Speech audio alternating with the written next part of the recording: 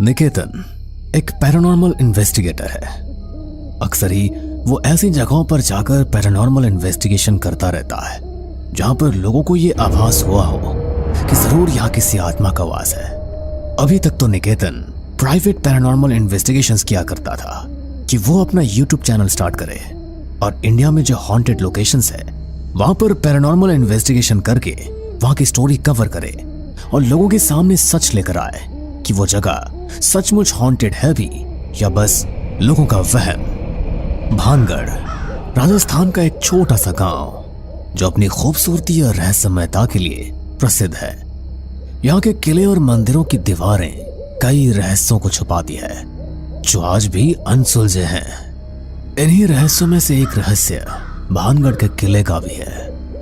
लोगों का कहना है कि आज भी यहाँ पर रानी रत्नावती की आत्मा भटकती है और जो भी रात के समय यहाँ जाता है वो जिंदा लौटकर वापस नहीं आता। निकेतन भी अपने कंप्यूटर में भानगढ़ के किले के बारे में ही रिसर्च कर रहा था। ये लोकेशन तो काफी ज्यादा डरावनी लग रही है। मेरे ख्याल से तो अपने चैनल का स्टार्ट हमें इसी लोकेशन को इन्वेस्टिगेट करके करना चाहिए। तुम सब क्या बोलते हो? अब लोकेशन तो कवर करनी पड़ेगी तो शुरुआत यहीं से कर लेते हैं। हाँ, और वैसे भी हमें भानु की शादी में राजस्थान तो जाना ही है, तो लगे हाथ भानगढ़ भी चले जाएंगे। अगले दिन उन्हें राजस्थान के लिए निकलना था। अपने दोस्त भानु की शादी अटेंड करने एक दिन उन्होंने रेस्ट लिया। उन्होंने भानगढ़ के पास होटल में रूम्स बुक कर लिए। पैरानॉर्मल इन्वेस्टिगेशन उन्हें रात को शुरू करनी थी, तो वो रात के लगभग 11 बजे अपने होटल से निकल गए। लेकिन जब वो होटल से निकल रहे थे तो मैनेजर ने उनसे पूछा, वैसे मुझे आपसे पूछना तो नहीं चाहिए, लेकिन आप सब इतनी रात को कहाँ जा रहे हो? आप जानते हो ना ये भानगढ़ का एरिया है और रात के समय थोड़ा रिस्की है। अरे ये रिस्की है या नहीं, बस यही पता करने जा रहे हैं। हम पैरानॉर्मल इन्वेस्टिगेटर्स हैं और यही पता लगाने के लिए जा रहे हैं कि जिस भानगढ़ के किले का लोगों में इतना डर फैला हुआ है वो सचमुच भूतिया है भी या नहीं। क्या? रहने दीजिए सर, आपको ये इन्वेस्टिगेशन वगैरह करनी है तो कहीं और कर लीजिए, लेकिन भानगढ़ के किले पर नहीं। आपके साथ कोई हादसा हो जाएगा। हर एक गांव वाले सब गवाह इस चीज के कि उस किले में रानी रत्नावती की आत्मा भटकती है। क्यों अपनी जान को जोखिम में डाल रहे हैं? अरे किसी को कुछ नहीं होगा, आप चिंता मत करो। 3-4 घंटे में हम वापस आ जाएंगे। मैनेजर ने उन्हें वार्निंग भी दी, लेकिन उन लोगों का तो काम ही यही था, इसलिए वो गाड़ी में बैठकर भानगढ़ के किले की तरफ निकल गए। किला वहां से थोड़ी ही दूरी पर था, तो लगभग आधे घंटे की ड्राइव में ही वो किले तक पहुंच गए। किला बहुत ही बड़ा था, लेकिन रात के समय यहाँ पर किसी का जाना अलाउड नहीं है, इसलिए बिजली नहीं थी। यार यहाँ तो बहुत अंधेरा है, टॉर्च चलाओ ना। नहीं, पहले किले के अंदर जाएंगे, उसके बाद हल्की फुल्की लाइट जलाएंगे। अगर बाहर किसी ने देख लिया कि यहाँ पर रोशनी है तो पक्का पुलिस में कंप्लेंट कर देंगे, और तुम जानती हो ना कि रात के समय यहाँ पर आना मना है। उनके पास कैमरा और लाइट सब कुछ था। वो ध्यान से किले के अंदर गए तो वहां पर एक अजीब सी ठंडक थी। हालांकि बाहर का मौसम गर्म था, लेकिन अंदर का वातावरण बाहर से बिल्कुल अलग था। बाहर तो इतनी गर्मी है, लेकिन यहाँ पर इतनी ज्यादा ठंड क्यों है? शायद किले की बनावट ही ऐसी है कि गर्मी का ज्यादा असर ही नहीं हो रहा, और वैसे भी ज्यादातर किलों में ठंडक ही रहती है। निकेतन कैमरा स्टार्ट करने में लग गया और कशिश बैग से एक्स्ट्रा लाइट निकालने में लग गई। तभी अमित को लगा कि उसके पीछे से अभी अभी कोई गुजरा है। वो झट से पीछे मुड़ा तो वहां कोई नहीं था, लेकिन अमित को लगा कि अगली दीवार के पीछे से कोई उसे झांक कर देख रहा है। यार तुम दोनों को भी कुछ महसूस हो रहा है क्या? मुझे लगा जैसे अभी भी कोई गुजरा मेरे पीछे से, और ऐसा लग रहा है जैसे उस दीवार के पीछे से कोई मुझे झांक कर बुला रहा है। नहीं, हमें तो ऐसा कुछ भी फील नहीं हुआ, लेकिन अभी पता चल जाएगा कि सचमुच यहाँ पर कोई है या नहीं। इन्वेस्टिगेशन स्टार्ट करते हैं। निकेतन ने अपने EMF मीटर और मोशन सेंसर को 2 अलग अलग जगह पर प्लेस कर दिया और कैमरा सेटअप करके वीडियो शूट करने लगा। उन्होंने इन्वेस्टिगेशन स्टार्ट की। हमने इस किले के बारे में बहुत सुना है कि यहाँ पर रानी रत्नावती की आत्मा भटकती है। अगर ये सच है और हमारे आसपास अभी कोई आत्मा या स्पिरिट है तो हमारे गैजेट्स पर हमें अपने यहाँ पर होने का संकेत दो। पहला सवाल पूछने पर ईएमएफ मीटर और मोशन सेंसर में कोई लाइट तो ब्लिंक नहीं हुई, लेकिन उन तीनों को ऐसा लगा जैसे कोई पायल पहनकर उनके आसपास चल रहा है। पायल की आवाज तो मुझे भी आई, लेकिन हमारे गैजेट्स पर तो कोई भी सिग्नल ही नहीं मिल रहा। कोई बात नहीं, लेकिन साउंड तो कैमरा से कैप्चर हो ही गई है। ये भी एक सबूत है कि यहाँ पर कुछ तो है। अरे लेकिन ऑडियंस कैसे भरोसा करेगी? ऑडियंस तो सिर्फ उस पर ही भरोसा करेगी ना जो उन्हें दिखाई देगा। गैजेट्स पर साइन मिलने बहुत जरूरी है। निकेतन ने फिर से सवाल किया। हम यहाँ पर किसी को परेशान करने नहीं आए हैं, लेकिन सिर्फ ये जानना चाहते हैं कि सचमुच यहाँ पर कोई आत्मा है या लोगों का वहम। इसलिए अगर कोई आत्मा यहाँ पर है तो हमें अपने होने का सबूत दो। इस बार भी दोनों गैजेट्स पर कोई साइन नहीं मिला, लेकिन निकेतन को लगा जैसे उसकी गर्दन के पास कोई जोर जोर से सांस ले रहा है। उसे लगा शायद कशिश है, इसलिए वो बोला, अरे क्या कर रही हो कशिश? जरा दूर होकर खड़े हो ना। क्या? लेकिन मैं तो तुम्हारे पास खड़ी ही नहीं हूँ, मैं तो कैमरा चेक कर रही हूँ। निकेतन की गर्दन पर पड़ने वाली वो सांसें और तेज हो गई। उसे डर तो लग रहा था, लेकिन हॉन्टेड लोकेशंस पर वो कई बार जा चुका था, इसलिए ज्यादा रिएक्ट नहीं करना चाहता था। उसने हल्के से पीछे मुड़कर देखा तो लाल जोड़े में सजी एक औरत उसे दिखाई दी, जो ठीक उसके पीछे खड़ी थी और बहुत ही गुस्से में उसे घूर कर देख रही थी। अरे तुम क्या कर रहे हो निकेतन? कैमरे में देखो ना। जैसे ही कशिश ने निकेतन को आवाज दी, वो औरत निकेतन के सामने से कहीं गायब हो गई। निकेतन ने हिम्मत करके कैमरा की तरफ देखा तो उसका पूरा शरीर पसीने से भीगा हुआ था। अरे भाई क्या हो गया तुझे? इतनी ठंड है यहाँ पर और तुझे पसीने आ रहे हैं? तुझे कोई एनर्जी फील हो रही है क्या? हाँ यार, अभी ऐसा लगा जैसे मेरे पीछे कोई औरत खड़ी थी। लाल रंग का जोड़ा पहना हुआ था उसने और बहुत गुस्से में दिख रही थी मुझे। देखो गाइस, अगर ऐसी बात है तो शूटिंग रोक दो। माना कि ये सब हमारा काम है, लेकिन अपनी सेफ्टी भी तो इम्पोर्टेंट है ना। चलो चलते हैं यहाँ से, मुझे भी यहाँ पर कुछ ठीक नहीं लग रहा। ऐसा है तो फिर ठीक है, चलो शूटिंग कैंसिल कर देते हैं। लेकिन हम लोगों का तो काम ही यही है ना, हॉन्टेड लोकेशन पर आए तो ऐसा एक्सपीरियंस होना तो आम बात है। आज से पहले भी तो कितनी सारी लोकेशन पर हमारे साथ ऐसा ही हुआ है। हाँ कशिश, तुम्हारा कहना भी ठीक ही है। एक बार और कोशिश करते हैं। अगर इस बार भी कुछ अजीब लगा तो हम चले जाएंगे यहाँ से, लेकिन थोड़ा आगे चलते हैं। वैसे भी यहाँ हमें गैजेट्स पर कोई साइन नहीं मिल रहा। शूट करने के लिए वो तीनों किले के अंदरूनी हिस्से में पहुंच गए। वहां पर तो इतनी ज्यादा ठंड थी कि वो तीनों उसे बर्दाश्त ही नहीं कर पा रहे थे।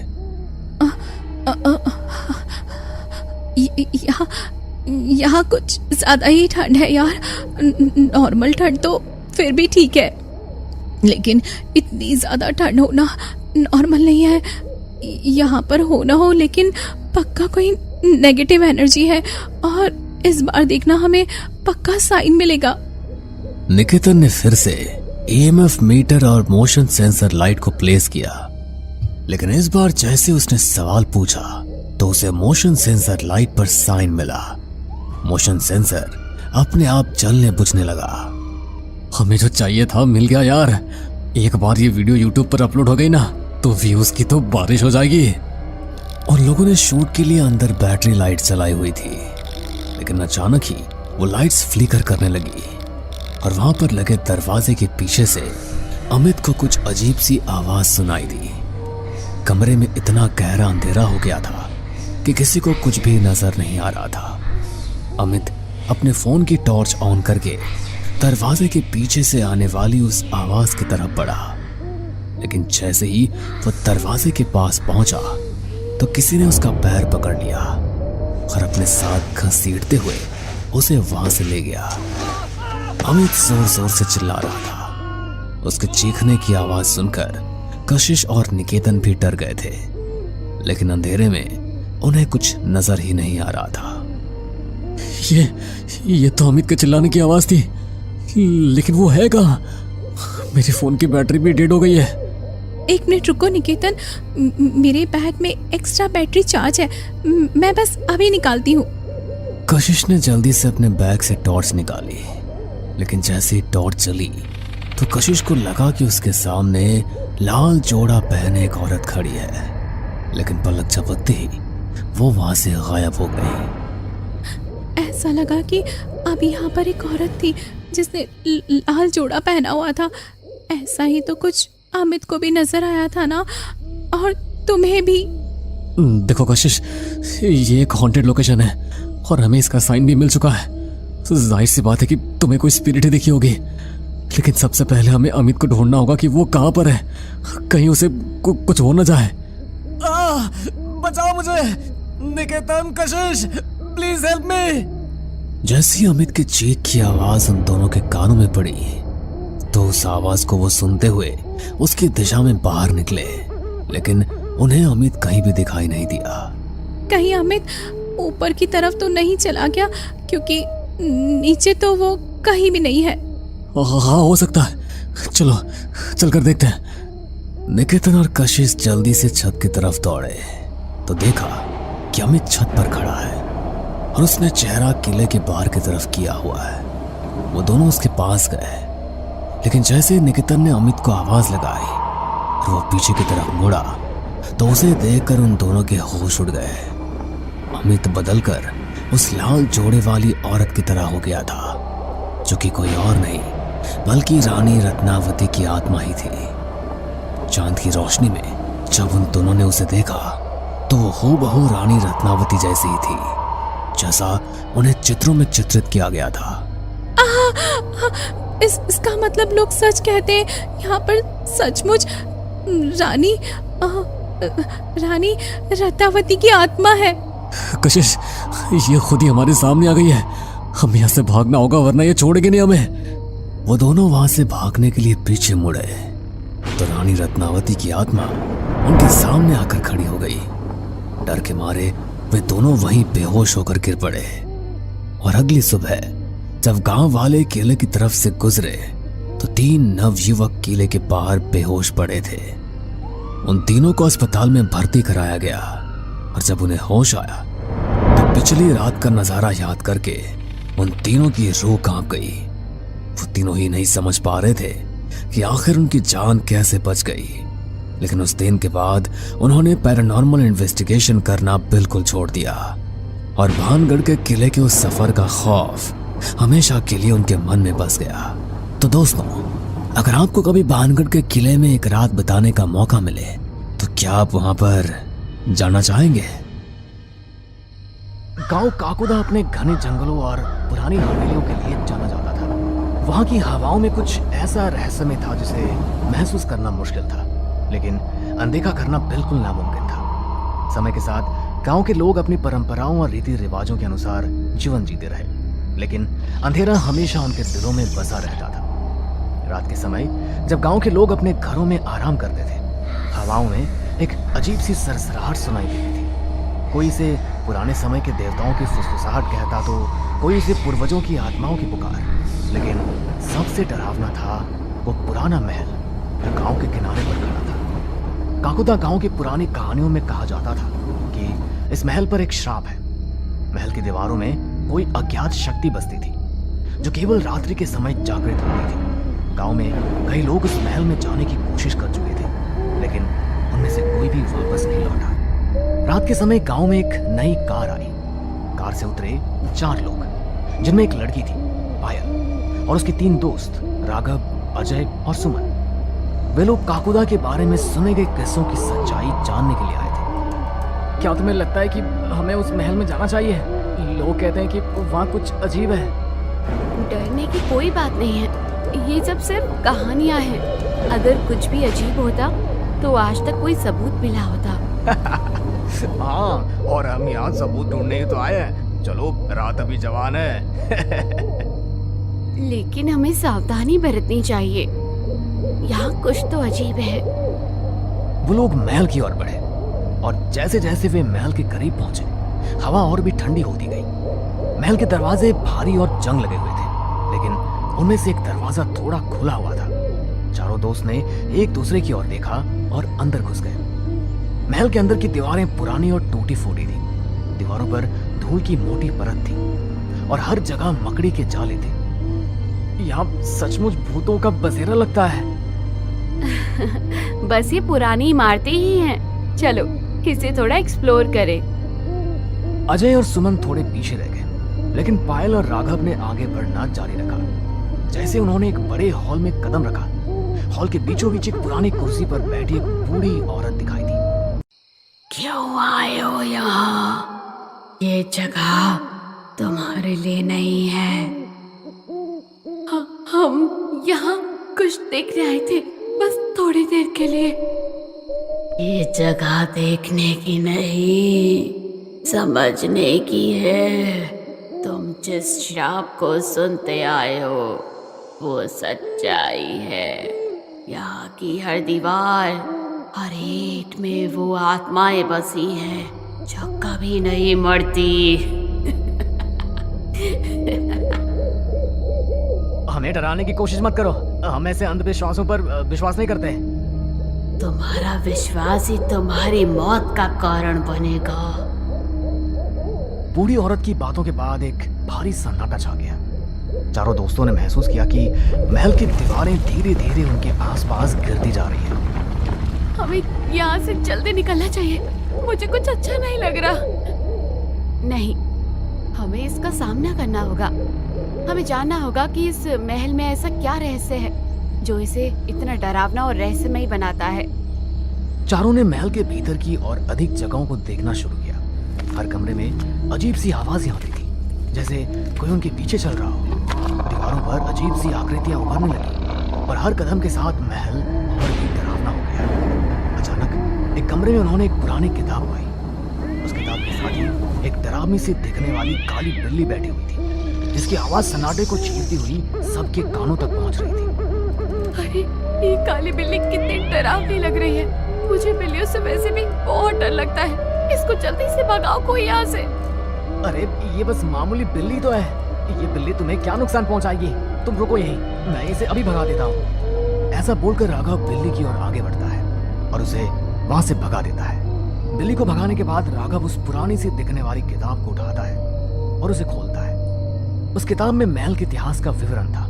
उसमें लिखा था कि महल के पिछले मालिक ने कई निर्दोष लोगों की बलि चढ़ाई थी ताकि वो अमर हो सके, लेकिन वो खुद एक शक्तिशाली आत्मा का शिकार हो गया, जिसने उस महल को भी श्रापित कर दिया। यहाँ लिखा है कि महल की आत्माएं अभी भी यहाँ बसी है और जो भी इस महल में आता है वो कभी वापस नहीं लौटता।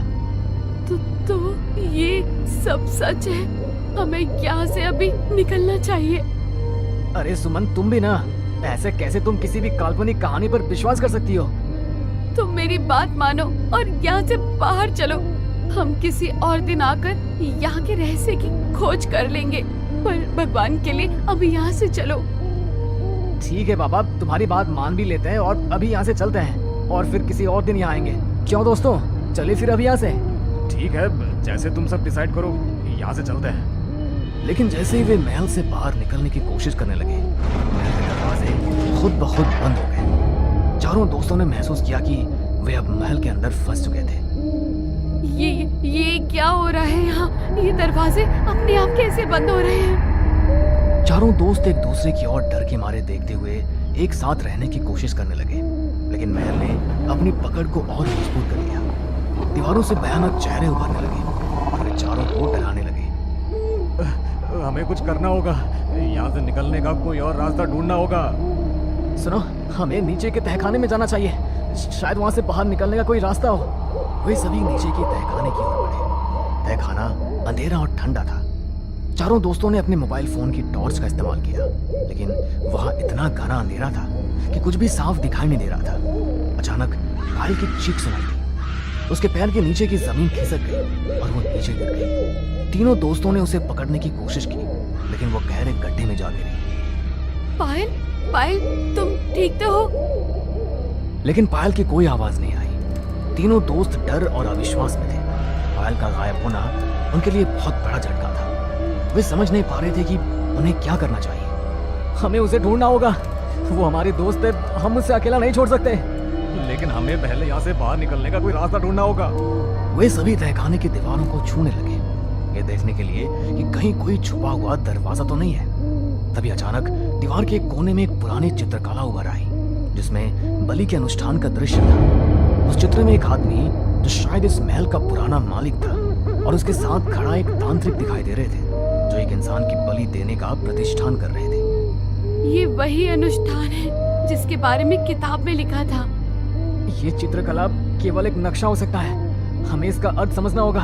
उन्होंने उस चित्रकला का निरीक्षण करना शुरू किया और धीरे धीरे उन्हें एहसास हुआ कि उस चित्र के आसपास कुछ तीर जैसे निशान उनके तहखाने के नीचे किसी और गुप्त कमरे का रास्ता दिखा रही थी। तीनों दोस्त उस गुप्त कमरे की तलाश में दीवार को और गहराई से देखने लगे।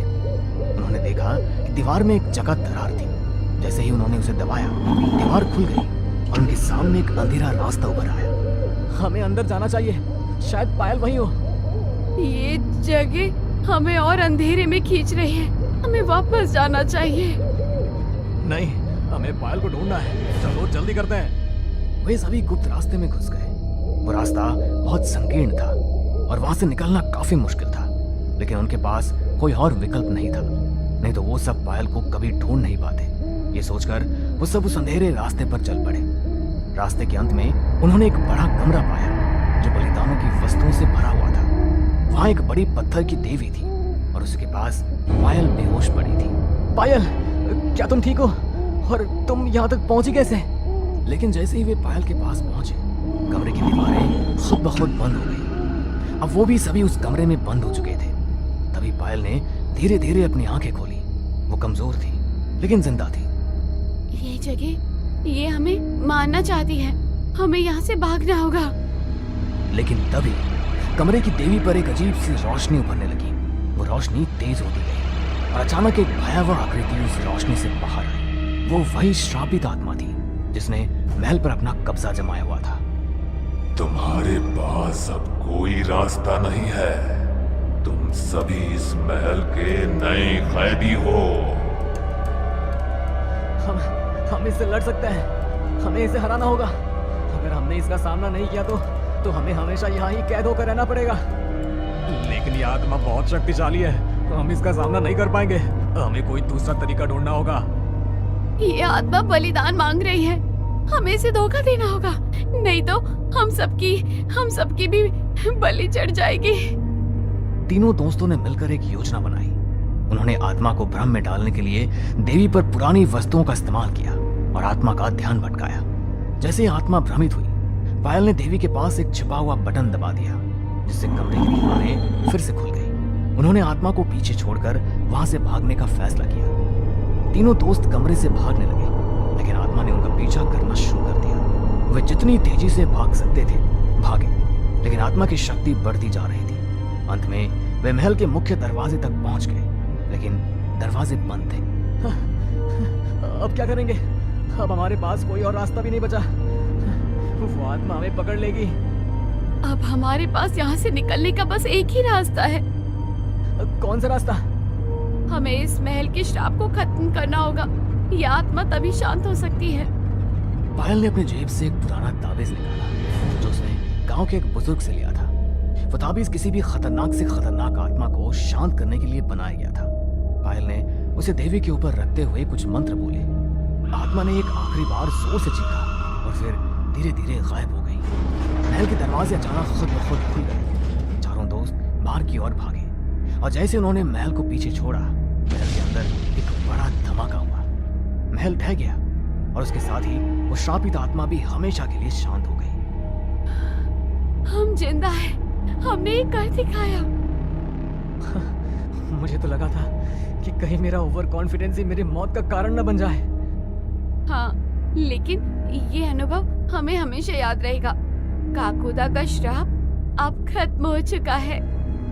चारों दोस्तों ने एक दूसरे को गले लगाया और इस अनुभव से ये सीख ली कि कभी कभी डरावनी कहानियों में भी सच्चाई होती है, और जब तक हम किसी भी कहानी के पीछे छुपी सच्चाई को जान न लें, तब तक ऐसी बातों को मजाक में लेकर हम अपनी जान भी जोखिम में डाल सकते हैं। हमें पूरा यकीन है दोस्तों कि आप लोगों को ये कहानी ज़रूर पसंद आई होगी। अगर आपके साथ भी कुछ ऐसे अनकहे किस्से हो चुके हैं तो प्लीज़ हमारे साथ शेयर करें, हम ज़रूर अपने चैनल पर उनको दिखाएंगे। हमारी ईमेल आईडी नीचे डिस्क्रिप्शन बॉक्स में दी गई है, तो प्लीज़ हमारे वीडियो और चैनल को शेयर एंड सब्सक्राइब करें और बने रहे हमारे साथ ऐसे ही अनकहे किस्से और कहानियां सुनने के लिए।